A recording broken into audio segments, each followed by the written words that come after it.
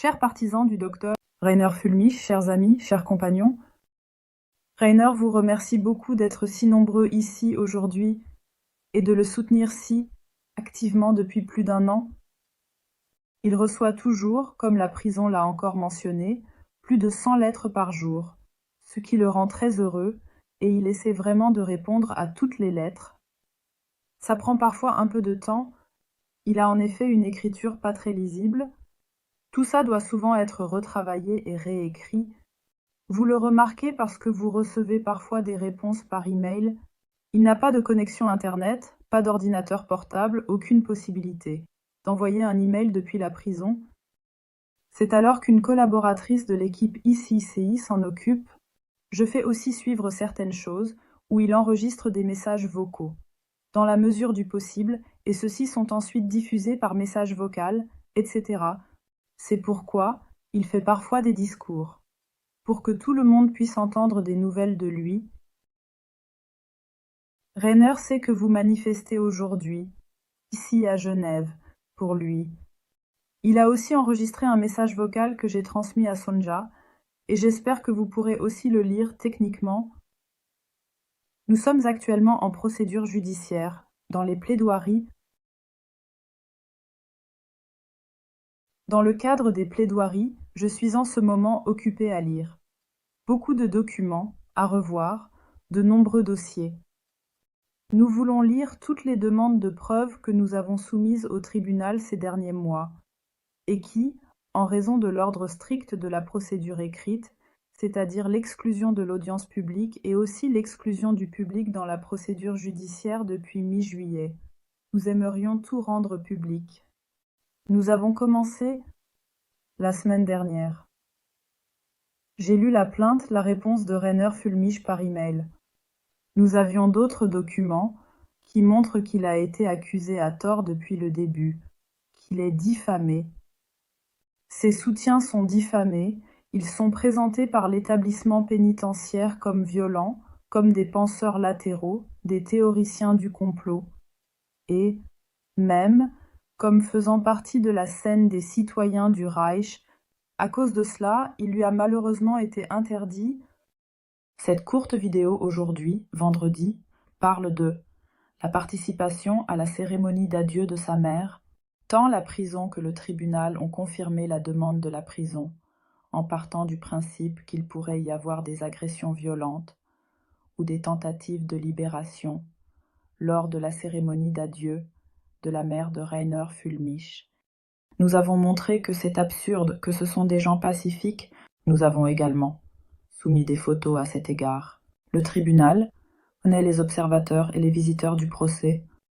Le fait que des gens du monde entier écrivent des lettres à la prison montre qu'il s'agit de gens épris de paix, de partisans de la paix, et qu'il n'y a pas d'acte de violence, pas d'action de libération, etc.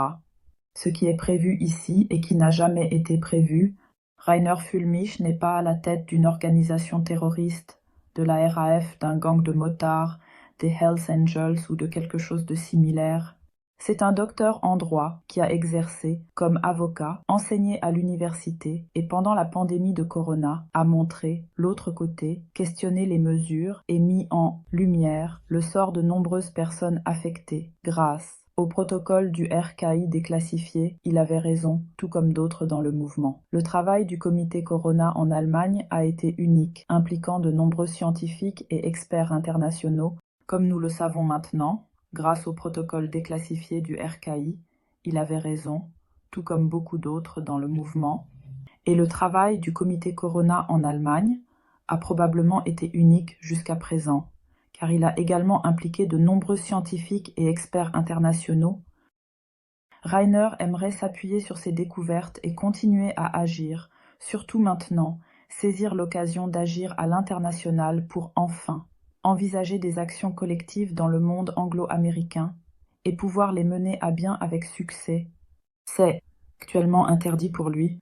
Il a cependant de nombreux collègues à travers le monde qui sont prêts depuis 2001 et qui travaillent sur ces questions, préparant tout cela ou même déjà en train de lancer des procédures devant les tribunaux. Rainer est actuellement dans une situation qui s'est un peu améliorée. Il peut à nouveau dormir tranquillement. Le détenu à côté de lui, qui le dérangeait souvent la nuit, a été transféré. Ça fait déjà 2 semaines maintenant. Il peut maintenant faire du sport tous les jours. Il peut même aller courir. Il a accès à une salle de sport de la prison. Faire du sport, bien sûr, tout seul. Il est toujours isolé des autres détenus. On lui interdit tout contact là-bas, sauf avec le soi-disant travailleur de la maison sur la station. Car, par le biais de conseils juridiques, ou simplement, travers les discussions, il aurait soi-disant incité d'autres détenus. La prison l'a présenté à plusieurs reprises de cette façon. Nous avons répondu à cela en disant que Rainer est un avocat pleinement qualifié et qu'il possède les qualifications nécessaires pour exercer la fonction de juge. Bien entendu, puisqu'il a donné des conseils juridiques, il l'a fait gratuitement, et dans une mesure limitée. Je pense que les détenus dans un établissement correctionnel, surtout ceux qui sont en détention, et qui n'ont pas encore été légalement reconnus coupables, parlent toujours des accusations criminelles portées contre eux et de leurs procédures pénales en cours. C'est donc normal, ce n'est pas un cas isolé, il n'y a rien de particulier dans le cas de Rainer Fulmich, mais il est puni pour cela et il est isolé. C'est ainsi que le ministère de la Justice l'a probablement décrit maintenant. Il s'agit d'un isolement, pas d'une séparation. Ce sont des jeux de mots. Bien sûr, Rainer est isolé des autres détenus. Il continue à contester cela. Nous allons continuer à nous battre contre cela. Des recours ont été déposés. Des institutions publiques ont été informées du sort de Rainer. On va voir comment ça va se passer. Le tribunal de Göttingen a encore quelques demandes à trancher. Nous avons également demandé que Rainer puisse enfin être examiné par un médecin de confiance, car il est évident que les médecins ou le personnel médical de la prison de Rosdorf ne sont pas libres. Dans leurs décisions, selon Rainer, aucune véritable enquête n'a été menée jusqu'à présent. Pour les audiences au tribunal, il est toujours amené menotté aux mains et aux pieds. La semaine dernière, j'ai pu voir comment les entraves sont mises en place. Au moins, les jambes, les chevilles, là, où les chaînes sont mises, aux pieds, sont protégées par un matériau noir amortissant. Les menottes sont encore fixées par une ceinture abdominale à laquelle est attaché un clip spécial. Ça ressemble à un cadenas, comme un cadenas de vélo à bus.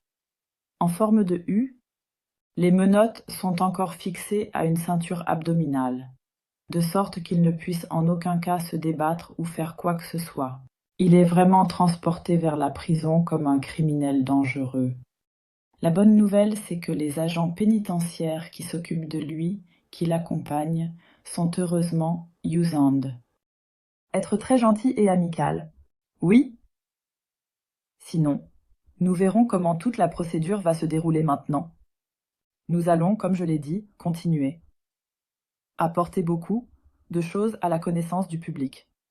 Nous allons essayer d'informer le public du mieux possible sur ce qui a été présenté dans la procédure pénale par le passé, ce qui a été demandé, sur le contenu du dossier, qui montre aussi qu'en 2021, l'arrestation et le transfert vers l'Allemagne, il y a plus d'1 an, depuis le Mexique, ne se sont pas déroulés de manière tout à fait régulière. Il n'y a eu ni procédure d'extradition régulière, ni décision d'expulsion. Nous savons aussi que le pays, le Mexique, n'avait aucune raison d'expulser et les bases juridiques nécessaires n'étaient pas remplies. Nous savons également que le Mexique n'avait finalement aucune raison d'expulser des personnes ici et que, par conséquent, la base juridique qui aurait existé en vertu de la loi mexicaine ou espagnole n'a pas été respectée. Nous allons également tout cela présenter. Nous allons porter cela à la connaissance du public et nous allons maintenant profiter de notre temps dans le cadre des plaidoiries pour en informer parce que, comme je l'ai dit, les observateurs du procès, ces dernières semaines et mois, en raison de la procédure écrite, n'ont eu que des pauses répétées. Pour la lecture personnelle, donc des pauses de procès, où la Chambre, les 3 juges professionnels et les 2 jurés ont pris connaissance des demandes de preuves et ont ensuite décidé à leur sujet. Pour les observateurs du procès, ce n'était que des pauses. La défense et l'accusé ont été exclus de toute demande orale, pas seulement des demandes de preuves. La procédure s'est déroulée plus ou moins en coulisses. Et la seule source d'information était vraiment les interviews que nous avons données, ou les articles écrits, ou les documents que nous avons publiés? Oui, nous espérons que nous pourrons finalement mener tout cela à une bonne conclusion et qu'à la fin de cette instance, de cette première instance devant le tribunal régional de Göttingen, la libération de Rainer sera enfin prononcée, peut-être même plus tôt, et qu'il pourra enfin retrouver sa liberté. Il a un intérêt absolu à continuer à se battre pour son acquittement ou pour la réfutation de toutes les accusations pénales. Il ne va pas se soustraire à la procédure et donc, de son point de vue, il serait toujours possible de terminer la procédure pénale ici, en tant qu'homme libre. Le tribunal, visiblement, ne voit pas les choses de cette façon. Il ne va pas se soustraire à la procédure. Et, donc, de son point de vue, il serait toujours possible de terminer la procédure pénale ici, en tant qu'homme libre.